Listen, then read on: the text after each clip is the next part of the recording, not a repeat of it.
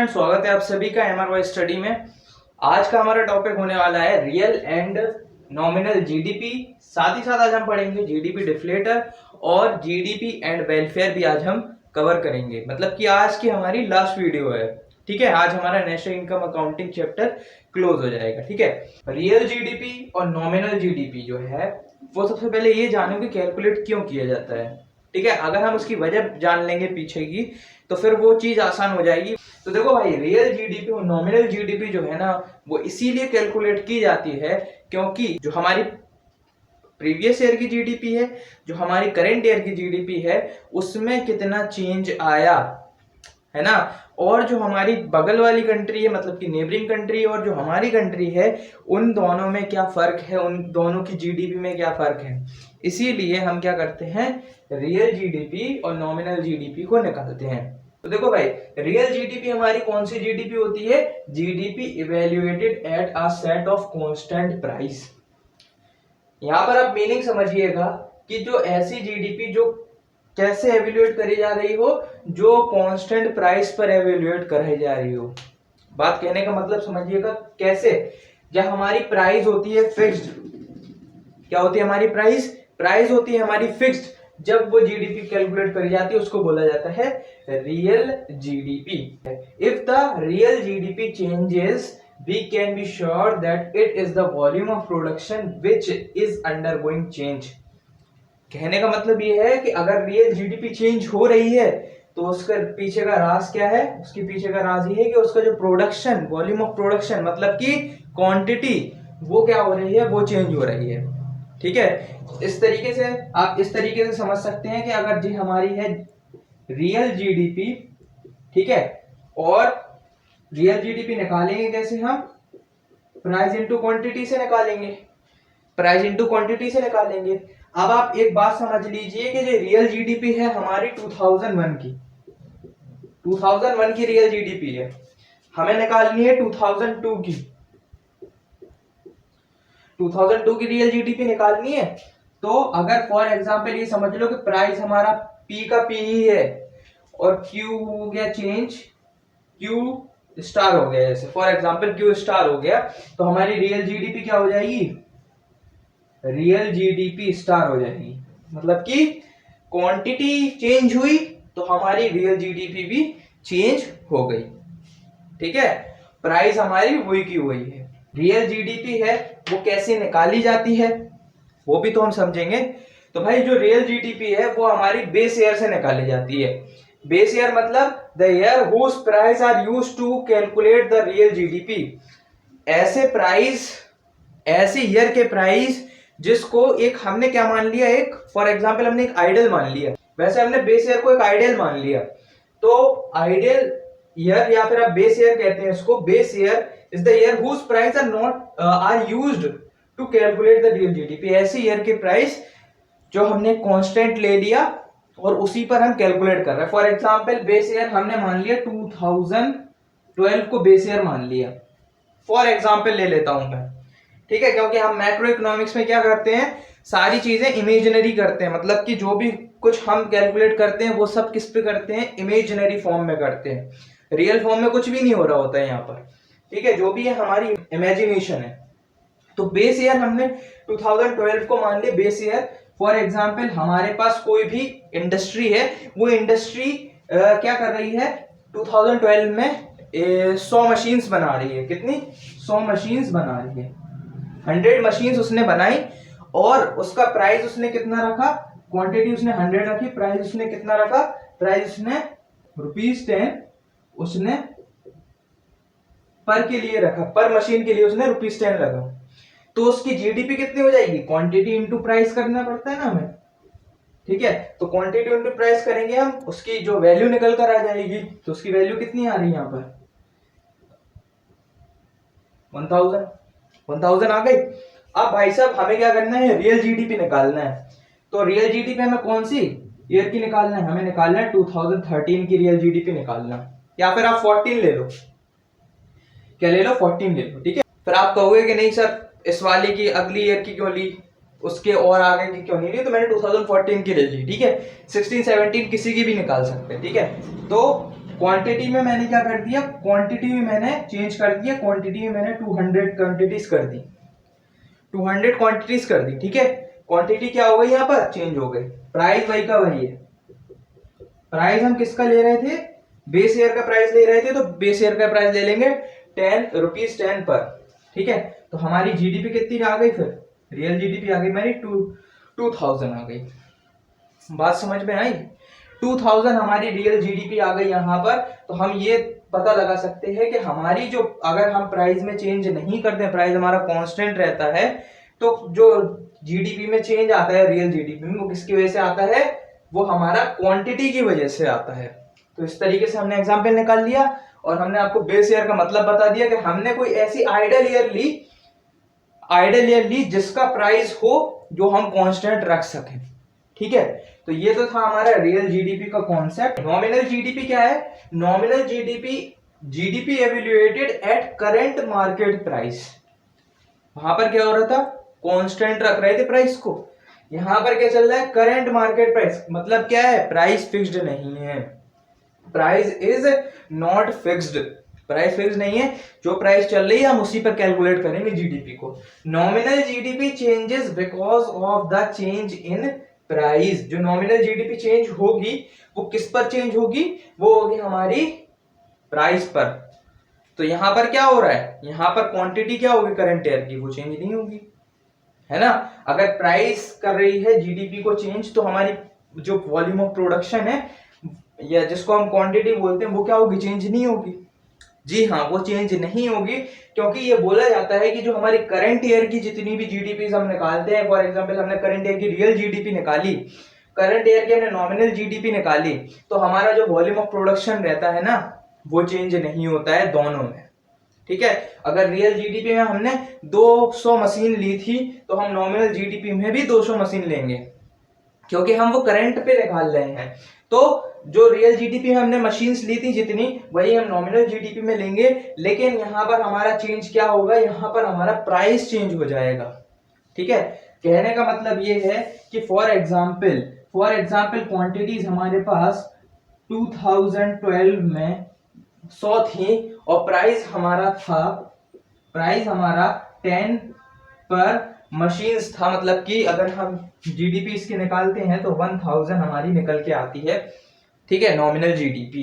लेकिन 2014 में क्या हुआ, तो हमें मशीन्स को कितना लेना पड़ेगा, मशीन्स को हमें वही लेना पड़ेगा जो हमने रियल जीडीपी में निकाला था, मतलब कि 200 मशीन्स, ठीक है। क्योंकि हम नॉमिनल जो जीडीपी निकालते हैं वो करंट बेसिस पर निकालते हैं, ठीक है, करंट ईयर की प्राइस पर निकालते हैं, इसीलिए हमें रियल जीडीपी से कंपेयर कराना पड़ेगा, मतलब कि सिमिलर कराना पड़ेगा, मतलब कि क्वांटिटी हमारी 2040 में वही रहेगी, ठीक है। क्वांटिटी उस ईयर की चेंज नहीं होती, नॉमिनल के लिए, रियल जीडीपी के लिए चेंज हो जाती है, क्योंकि रियल जीडीपी हम प्रीवियस ईयर से, बेस ईयर से निकालते हैं, ठीक है। तो प्राइस हमारी कितनी हो गई, प्राइस में हम चेंज कर दे रहे हैं, प्राइस में फॉर एग्जांपल हमने 20 पर मशीन्स कर दिया, 20 पर मशीन्स कर दिया, तो अब इसका कितना हो जाएगा, 4000 हो गई हमारी नॉमिनल जीडीपी।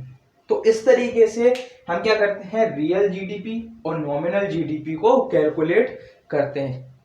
समझ में आएगा आपको, ठीक है। बहुत ज्यादा सिंपल है, कुछ ज्यादा इसमें समझने वाली कोई चीज नहीं है, ठीक है, ठीक है। तो ये था हमारा नॉमिनल और रियल का कॉन्सेप्ट। अब हम पढ़ते हैं कि जीडीपी डिफ्लेटर क्या होता है। तो भाई अपना जीडीपी डिफ्लेटर क्या होता है, GDP deflator the ratio of nominal to real GDP. Nominal GDP और रियल जीडीपी का जो रेशियो होता है उसको हम बोलते हैं जीडीपी डिफ्लेटर। जीडीपी डिफ्लेटर का फॉर्मूला क्या होता है, जीडीपी डिफ्लेटर का फॉर्मूला होता है nominal GDP upon real GDP into 100, ठीक है, ये होता है हमारा फॉर्मूला। अब भाई जो हमने नॉमिनल जीडीपी और रियल जीडीपी निकाली थी, उसको हमें प्रोसेस भी तो करना है, तो उसको प्रोसेस करने के लिए यूज करा जाता है जीडीपी डिफ्लेटर। फॉर एग्जांपल हम ले लेते हैं कि हमने नॉमिनल जीडीपी 2014 की क्या निकाली थी, नॉमिनल जीडीपी हमने निकाली थी फॉर एग्जांपल, मतलब जो निकाली थी ना 2014 की 4000 निकाली थी। अब हम उसको डिवाइड कर देते हैं रियल जीडीपी से, तो रियल जीडीपी हमारी कितनी आई थी 2014 की, रियल जीडीपी आई थी हमारी 2000 आई थी, जो मैंने आपको कैलकुलेट करके बताई थी। इसको हम मल्टीप्लाई कर देते हैं 100 से, तो हमारा जो जीडीपी डिफ्लेटर है वो निकल के आ जाएगा। तो हम कर देते हैं इसको, ठीक है, तो 200% हम कह सकते हैं इसको 200%। तो 200% क्या है, हमारे जीडीपी डिफ्लेटर है। मतलब कि इससे ये पता लगाया गया कि हमारी जो इकोनॉमी में चेंज आया, यहां से यहां होकर जो जीडीपी आई, तो उसमें कितना चेंज आया, उसमें आया 200% का चेंज आ गया। कितना आ गया, 200% का चेंज आ गया। और इसको आप ऐसे भी पता लगा सकते हो, क्योंकि आपको परसेंटेज निकालना आता ही होगा। तो हमने परसेंटेज में क्या रखा, रियल जीडीपी को बेस रखा। मतलब हमने रियल जीडीपी पर निकाला कि रियल जीडीपी अगर इतनी है, तो नॉमिनल जीडीपी करंट में चल रही है, तो उसकी कितनी आ गई, उसका 4000 आ गया। हमने उससे उसको डिवाइड करा, मल्टीप्लाई 100 करा, हमारा परसेंटेज फॉर्म में जीडीपी डिफ्लेटर निकल कर आ गया। तो उससे हम क्या पता लगाएंगे कि हमारी जो जीडीपी है वो 200% इंक्रीज कर गई। ठीक है, इस तरीके से आपको यहाँ पर जीडीपी डिफ्लेटर निकालना है। कभी कभी क्वेश्चन भी आता है एग्जाम में, तो आपको वहां पर करना है। ठीक है, अब हम बढ़ते हैं जीडीपी एंड वेलफेयर। तो भाई अब आते हैं हम लोग जीडीपी एंड वेलफेयर पर। तो जीडीपी एंड वेलफेयर ऐसा टॉपिक रखा क्यों गया, इसीलिए रखा गया क्योंकि जो जीडीपी है उसको हम वेलफेयर के टर्म में यूज कर सकते हैं या नहीं कर सकते। मतलब कि अभी तक हम जो भी पढ़ते आ रहे थे वो हम किससे पढ़ते आ रहे थे कि जो हमारी जो फर्म है और जो हमारी हाउस होल्ड है उसके बीच का हम संबंध पढ़ते हुए आ रहे थे कि उससे कैसे हमारी इनकम सर्कुलेट होती है और उससे हम कैसे कैलकुलेट करते हैं। लेकिन भाई साहब जीडीपी जो है हमारी, जो जीडीपी हमारी जो निकल के आती है, जो टोटल वैल्यू निकल कर आती है, ठीक है, किसी भी कंट्री किसी भी इकोनॉमी की, तो उसको हम वेलफेयर के टर्म में यूज कर सकते हैं या नहीं कर सकते। ठीक है, तो इसको हम समझेंगे इन 3 पॉइंट से। मतलब कि हमारे पास सिर्फ ये 3 पॉइंट्स हैं जो हमारे सिलेबस में, जिनको हमें समझना है।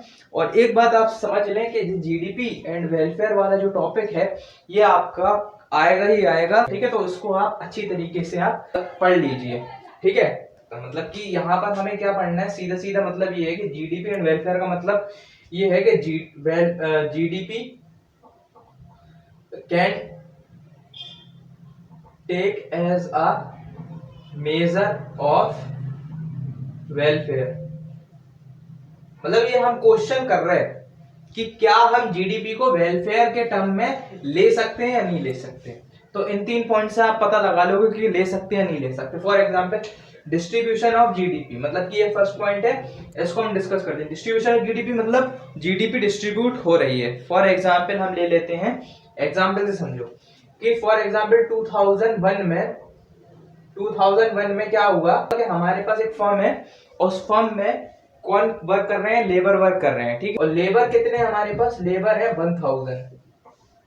1000 लेबर है। 1000 लेबर में से हम क्या कर रहे हैं, पूरे 1000 लेबर्स को हम क्या दे रहे हैं, पूरे 1000 लेबर्स को हम ₹10 पर लेबर दे रहे हैं, ₹10 पर लेबर हम दे रहे हैं। तो मतलब हम टोटल कितना कंट्रीब्यूशन कर रहे हैं, टोटल कितनी इनकम जनरेट हो रही है हमारी, टोटल इनकम हमारी जनरेट हो रही है 10,000। 2001 में क्या हुआ, 1000 लेबर थे, ₹10 हमने डिस्ट्रीब्यूट कर दी सारे लेबर्स में। ठीक है, 10 यूनिट्स के हिसाब से। क्या हुआ, 2002 आया। ठीक है, साल बीता, 2002 आया। 2002 में क्या हुआ कि हमारे पास डिस्ट्रीब्यूशन जीडीपी करनी है हमें। क्या हुआ, कंट्रीब्यूशन बहुत ज्यादा हुआ, जीडीपी भी बहुत ज्यादा ग्रोथ हुई, अच्छी खासी हमारी क्या बोलते हैं इकोनॉमी को बहुत, मतलब जितना भी प्रोडक्शन करा था उसमें बहुत ज्यादा उसमें ग्रोथ हुई। तो क्या हुआ कि जो हमारे 1000 लेबर थे, लेबर उतने ही हमारे पास, कितने 1000 लेबर ही है हमारे पास। ठीक है, 1000 लेबर है, लेकिन इन 1000 लेबर में से हमने क्या करा, 1000 लेबर में से हमने 900 लेबरों को कितनी इनकम दे दी, 900 लेबरों को हमने ₹10 इनकम दी। और जो हमारे बाकी जो 100 लेबर थे उनको हमने ₹20 इनकम दी, ₹20 इनकम दी। तो हमने क्या करा, वेलफेयर हमने किसके लिए करा, सिर्फ वेलफेयर इन 100 लेबरों के लिए करा। मतलब कि फॉर एग्जांपल हम ले लें कि 100 लेबरों में से ऐसे होंगे कुछ जिनको बोल दिया कि आपने बहुत अच्छा काम करा तो आपको एक बोनस के टाइप में आपकी इनकम बढ़ा दी गई या फिर आपका प्रमोशन कर दिया गया। तो उनकी इनकम कितनी हो जाए, उनकी इनकम का अगर हम मल्टीप्लाई करेंगे तो हमारे पास 2000 यहाँ पर निकल कर आएगा, इसको हम मल्टीप्लाई करेंगे तो 9000 यहाँ पर निकल कर आएगा। जब हम इन दोनों को प्लस कर देंगे तो हमारी 11000 यहाँ पर इनकम जनरेट होकर आएगी पूरी ऑल टोटल। लेकिन हमारा जो डिस्ट्रीब्यूशन है वो हमारा एक में ज्यादा है एक में कम है। तो इससे क्या होगा, इससे ये होगा कि हमने डिस्ट्रीब्यूशन इनकम का अच्छी तरीके से नहीं कर पाया, सब में अच्छी तरह डिस्ट्रीब्यूट नहीं हो पाई जीडीपी। इसी वजह से हमने सिर्फ थोड़े लोगों का वेलफेयर करा, जो हमारे 10% लोग थे उनका हम वेलफेयर कर पाए, लेकिन जो हमारे 90% लोग थे उनका हम वेलफेयर नहीं कर पाए। तो इस पॉइंट से हमें ये पता लगता है कि जीडीपी वेलफेयर के लिए यूज नहीं करा जा सकता, ये फर्दर यूज के लिए ही यूज करा जाता है इन द इकोनॉमी। ठीक है, वेलफेयर के लिए बहुत कम इसको यूज करा जा सकता है, इसलिए ये वेलफेयर का इंडेक्स नहीं है। पहला पॉइंट यहाँ पर कवर हो गया। दूसरे पॉइंट पर आते हैं, non monetary exchange. Non monetary exchange मतलब कि ऐसा एक्सचेंज जिसमें मनी का यूज नहीं हो रहा हो। फॉर एग्जाम्पल हमारे घर में औरतें काम करती हैं, ठीक है, क्या बोलते हैं, आपकी मदर हो सकती हैं, आपकी बहन हो सकती हैं, तो इन लोगों को क्या होगा, ये लोग आपको खाना बनाकर दे रही हैं, ये आपके मतलब सारे जितने भी जरूरतें हैं वो पूरी कर रही हैं, तो ये इनको आप पैसे देते हो, नहीं देते, तो ये क्या हो गया, नॉन मॉनेटरी एक्सचेंज हो गया। मतलब कि आपने इनको पैसे नहीं दिए लेकिन काम आपने करवा लिया, सर्विस आपने ले ली। दूसरा तरीका ये हो सकता है कि आप गए बाजार, आप हमें ये चीज दो, आप बदले में ये चीज ले जाओ। तो वैसे आपने कुछ कपड़े दिए, आपको बदले में यूटेंसिल्स मिल गए, बर्तन मिल गए, तो ये क्या है, ये बार्टर सिस्टम है। तो यहाँ पर क्या है, यहाँ पर मनी का यूज नहीं हो रहा, तो ये क्या है, नॉन मॉनेटरी एक्सचेंज है। अब जो हमारी इकोनॉमी है उसमें जो नॉन मॉनेटरी एक्सचेंज है, मतलब कि बार्टर सिस्टम वाले जो एक्सचेंज है वो गिने ही नहीं जाते, वो हमारे जीडीपी में कंट्रीब्यूट ही नहीं करे जाते। इस वजह से क्या होगा कि जो हमारी जीडीपी होगी वो उतने पार्ट के लिए कैलकुलेट नहीं की जाएगी। मतलब कि जो हमारा डोमेस्टिक वर्क है और जो हमारे नॉन मॉनेटरी एक्सचेंज मतलब कि बार्टर सिस्टम वगैरह हो गया, इनके लिए कैलकुलेट नहीं की जाएगी। और जब कैलकुलेट नहीं की जाएगी तो हमें उतने पार्ट के लिए हम क्या कर पाएंगे, वेलफेयर नहीं कर पाएंगे। अब जब वेलफेयर नहीं कर पाएंगे तो ये इसका सबसे बड़ा कारण हो गया नॉन मॉनेटरी एक्सचेंज। ठीक है, तीसरा कारण है हमारा एक्सटर्नलिटीज। एक्सटर्नलिटीज का मतलब होता है कि किसी भी फर्म को क्या हो रहा है, हार्म हो रहा है या फिर वहां पर बेनिफिट हो रहा है, हार्म हो रहा है या फिर बेनिफिट हो रहा है। जब उसको हार्म होता है, मतलब कि एक फर्म है, फर्म की बात कर रहे हैं, ठीक है, तो जब फर्म को हार्म होता है तब उधर पे क्या होता है हमारा, वहां पर होता है नेगेटिव एक्सटर्नलिटीज, और जब उसको बेनिफिट होता है उसको बोला जाता है पॉजिटिव एक्सटर्नलिटीज। ठीक है, अब भाई ये एक्सटर्नलिटीज होती कैसे है, फॉर एग्जाम्पल कोई भी फर्म है, वो फर्म क्या बना रही है, वो फर्म बना रही है हमारे लिए केमिकल फर्टिलाइजर्स। ठीक है, केमिकल फर्टिलाइजर्स, पेस्टिसाइड्स वगैरह बना रही है, किसके लिए, एग्रीकल्चर सेक्टर के लिए बना रही है। क्या होता है, उसमें केमिकल यूज करे जाते हैं। अब आपको पता है कि हर फर्म में एक ना एक सीवेज तो होती है, क्योंकि जो हमारा वेस्ट है वो कहाँ जाएगा, नदियों में जाएगा, तालाबों में जाएगा। ठीक है, तो उसमें हमारा जितना भी केमिकल जो वेस्ट है वो उन तालाबों में, वो नदियों में चला जाएगा, और जब वो नदी तालाब में जब वो जाएगा क्या होगा, उससे जो माइक्रो ऑर्गेनिज्म है जो हमारे नदी में रह रहे हैं और जो हमारी फिशेज हैं उससे उनको प्रॉब्लम होगी। जब उनको प्रॉब्लम होगी तो फिशेज हमारी क्या कर पाएंगे, ब्रीडिंग नहीं कर पाएंगे, उससे फिशेस नहीं बढ़ेंगे, तो हमारे जो फिशरमैन है उनका बिजनेस ठप हो जाएगा, मतलब कि उनका काम बंद। तो उससे क्या हो रहा है, उससे हमें इस एक प्रॉब्लम की वजह से, इस नेगेटिव इफेक्ट की वजह से हम दूसरी प्रॉब्लम को क्रिएट कर दे रहे हैं। ठीक है, दूसरी तरफ जो हमारा ड्रिंकिंग वाटर है, जो सेफ ड्रिंकिंग वाटर है, वो भी खराब हो रहा है। ठीक है, क्योंकि हमें ये पता है कि हम फ्रेश वाटर पियेंगे तो हम अच्छे रहेंगे, स्वस्थ रहेंगे, लेकिन अगर खराब वाटर पिया, ठीक है, खराब जगह से आया, तो वो हमें नुकसान कर देगा। तो इस वजह से क्या है कि एक्सटर्नलिटीज की वजह से, जो नेगेटिव एक्सटर्नलिटी है, उससे हम क्या कर रहे हैं, उससे हम सोशल वेलफेयर नहीं कर पा रहे। दूसरी चीज क्या है, पॉजिटिव एक्सटर्नलिटीज। पॉजिटिव एक्सटर्नलिटीज मतलब कि ऐसी एक्सटर्नलिटी जिससे हमें बेनिफिट तो हो रहा है, लेकिन हम उससे सोशल वेलफेयर के जरिए क्या कर रहे हैं, प्रोडक्शन जो हो रहा है, मतलब जो प्रोडक्टिव एक्टिविटी है उसकी हम वैल्यू क्रिएट नहीं कर पा रहे हैं, मतलब कि उसमें हम इनकम नहीं क्रिएट कर पा रहे। फॉर एग्जाम्पल लोकल गवर्नमेंट ने क्या करा कि प्लेग्राउंड बनवा दिया, वहां पर गार्डन वगैरह है, भी एज के लोग हैं वो वहां पर आ सकते हैं, घूम सकते हैं और घर चले जाओ। तो वो क्या है, एक तरीके का उसने क्या करा, सोशल वेलफेयर करा, ऐसे ही बना दिया उसे, ग्रांट के लिए या फिर चैरिटी के लिए उसे बना दिया। तो उससे क्या हो रहा है कि वो हमारा जीडीपी में कैलकुलेट नहीं हो रहा है। वैसी चीज बोल रहा हूं मैं, जैसे मैं डोमेस्टिक वर्क के लिए बोल रहा था कि काम करा लेकिन कोई पैसा नहीं मिला, काम करा लेकिन यहाँ पर भी कोई मनी नहीं मिला, जो इनकम है वो नहीं मिली।